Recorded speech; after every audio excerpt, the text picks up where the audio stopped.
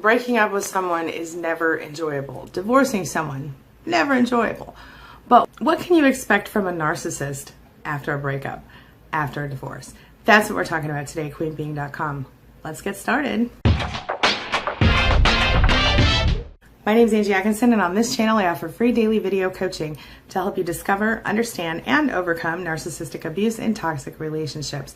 I like to call it toxic relationship rehab. Does that sound good to you? If so, hit that subscribe button and let's get going. When you go through a breakup or a divorce of any type with any person, it's devastating. There are lots of different reasons it can happen, but when we're talking about a narcissist, it's a whole other thing. Standard breakup advice, standard divorce tips, they don't work with narcissists because narcissists are not standard people. So obviously when a normal relationship ends, the parties go their separate ways. They may have a little fight here and there, but they figure out how to move on, and various types of advice can help them. Counselors, therapists, these things, they can get through it. It's not easy for anybody. But when we're talking about dealing with a narcissist, it's a whole other ball of wax. Because with a narcissist, a lot of times you think everything's fine and then boom, it's over. With a narcissist, sometimes you won't even know that you broke up until after the fact. And then, of course, there are those narcissists who spend their entire relationships telling you they're going to leave you even if it takes them 30 years to do it, right? A relationship with the narcissist, everything's always about the narcissist, isn't it? It's confusing, it's exhausting, and when you finally get it together and you get the hell out of there, or unfortunately they leave you, either way, you start feeling like, oh my gosh, I'm finally going to be able to take the steps I need to really get my life in order and make it what I want it to be, right? But no, narcissists don't allow that to happen. Not very easily anyway. So look, I realize this is kind of an exciting or upsetting time depending on whether you left or they left you.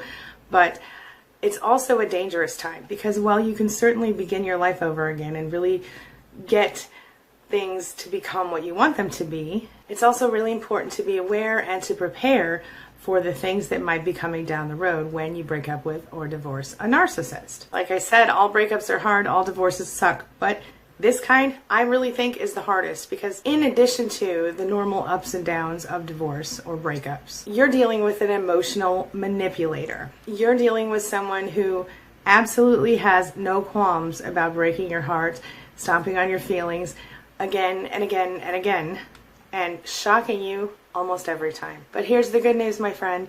If you take the time to understand how all that works, understand the patterns, understand the behaviors, and know what to expect, you might get through it a little easier. And that's what this video is about today. So let's just dig right in, shall we?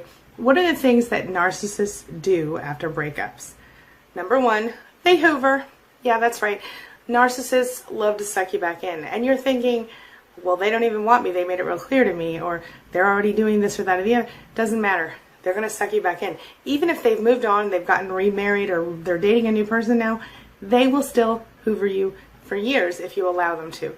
So they're going to do whatever they can to pull you back into their drama, and if you have been previously romantically involved with them, back into their bed.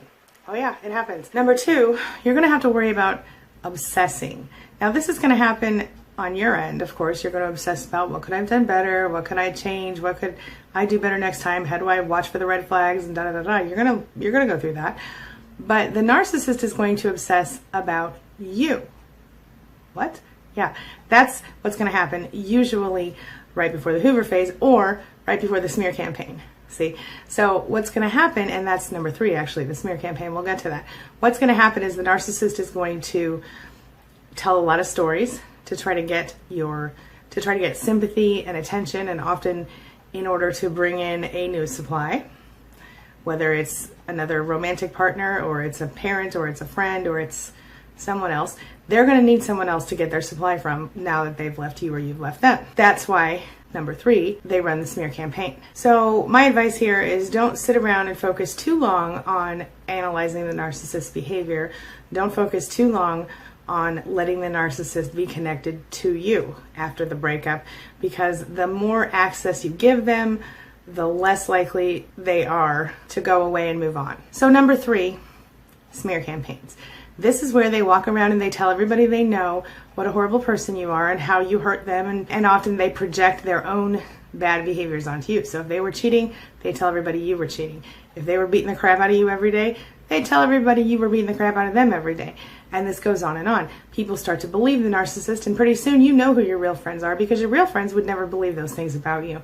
But strangers and people who are acquaintances, and sometimes people you thought were your friends, will believe the narcissist and take the narcissist side. And that, my friend, is rough stuff.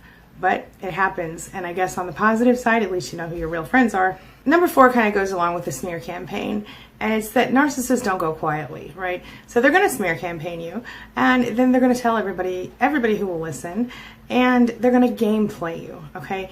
They're going to do everything they can to really impact your life in a negative way most of the time. They will abuse you to the point where your psychological wounds become increasingly serious. It's common, and sometimes it's worse. Sometimes they go so far as to physically abuse you where they didn't before. So be aware of this and keep yourself safe. Don't be afraid to call the police if they show up at your house in the middle of the night or something. This brings me to number 5. Narcissists are all about winning, okay? They don't care if your kids are negatively affected. They don't care if they lose everything in the process. They just want to win the relationship. They need to be validated. They need to be proven right. They'll fight you for custody even if they don't want the kids. They will try to keep the house even if they know they don't want the house. They're just going to move out of it, or they're going to sell it. The truth of what really happened between the two of you will only come out of your mouth, if it comes out of anyone's, because the narcissist cannot ever even admit the truth to him or herself. You have to remember, narcissists, they have no empathy, so they don't care how they're making you feel. And above all, they just want to win. And as always, they don't give a crap about the consequences for their own behavior because they don't accept responsibility. Narcissists are going to do their very best to make you play the game with them. This brings me to number 6. Narcissists want to keep playing the game, and they're going to do everything they can to suck you into it. So it does not matter how the breakup happened. It doesn't matter where the divorce came from. It doesn't matter if they literally left you for another person, or if you literally walked in on them having sex with your best friend on your bed in your house. It doesn't matter, because they will be like, I'm the victim. They will walk around telling everyone, like I said in number 3, smear campaigning. That's how they roll. They will say things to you like, why are you doing this to me? And inevitably, you will be the one wearing the big red blame sticker. Of course, anytime you try to address any issues, you think to yourself, okay, well, maybe we can work it out. Maybe they understand now. You know, you try to address those issues, and the narcissist inevitably will flip it all back around, do the narcissistic flip on you. And within moments or seconds of that conversation, as soon as they begin to feel uncomfortable, they start pointing out things that are wrong with you. You become the problem, and then they have you, they say things to you like, well, I'll do that if you promise that you will never ever again, you know, leave trash in the kitchen or whatever. They start picking at tiny things and pulling you apart and looking for ways to make it about them being the victim and not you. And their flying monkeys sometimes, especially those willing flying monkeys, will come in with them on this and play this game. This is seen a lot of times with a narcissistic mother. When a narcissistic mother has a golden child and the golden child gets married and is a narcissist, this type of dynamic is often seen with the two of them ganging up on the victim or the supply during the divorce. So anybody having any experience with that, let me know in the comments below. I'm thinking of one particular person right now who's one of our, well, was one of our SPAN members. I think she's still around the channel here, and I talked to her off and on, and she was telling me basically she's in hell, and her mother-in-law is essentially allowing the narcissist, the mother-in-law is enabling the narcissist and actively helping to abuse this woman and her daughter. It's messed up, but it happens. So if you have experience with that, let us know in the comments below and let us know how you dealt with it. But listen, no matter what happens, don't let yourself get wrapped up in that crap again, because once they get you back in, they will hold on so tight you won't even know what to do with yourself. If you get out of a narcissistic relationship, stay out if at all possible. Number 7, narcissists do their very best to make the divorce process or the breakup process as long and painful as possible. So what you have to understand is that if you're going through the divorce or you're going through a breakup and there are any legal issues to iron out, whether it has to do with a shared home, shared children, anything like that, finances, they're going to make it hard. They're going to make it stretchy. They're going to make it last as long as possible. They will probably refuse to settle. They will almost definitely refuse to negotiate on a reasonable level, especially when you're going through the divorce part of things or when there are children and property involved in a breakup. You got to keep in mind, narcissists only care about winning. They don't care about who they hurt in the process. They don't see room for negotiation. And the truth is that even if you're not married and you don't have property or children together, they're still going to play games with you throughout the whole process. Can you relate to that? Let me know in the comments. Bottom line is, it can take years to heal after a relationship with a narcissist. Narcissists are incredibly lacking in empathy. They have no empathy. A couple things you can do: have a good support system in place, subscribe to this channel. These videos are free, and I do a free daily video coaching session, group coaching session every morning, Monday through Friday, and twice on Tuesday. Subscribe and come join us.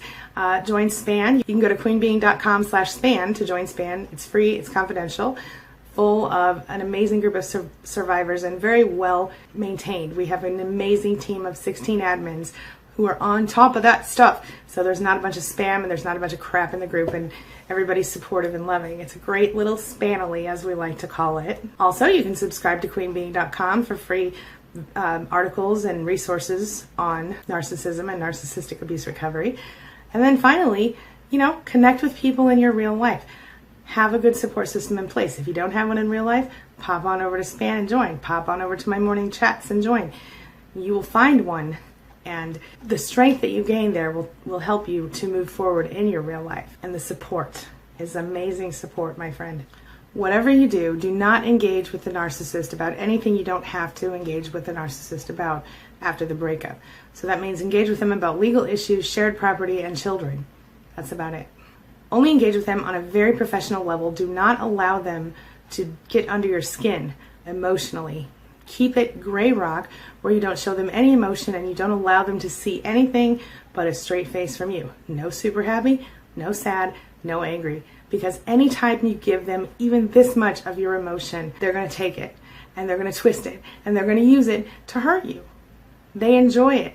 They're like vampires, sucking all of the happy energy away from you and turning it into negative mud that they want to spew all over the place. Life is just too short to allow this to be the rest of your life, my friend. None of us are getting any younger. You deserve better, and that narcissist does not deserve you.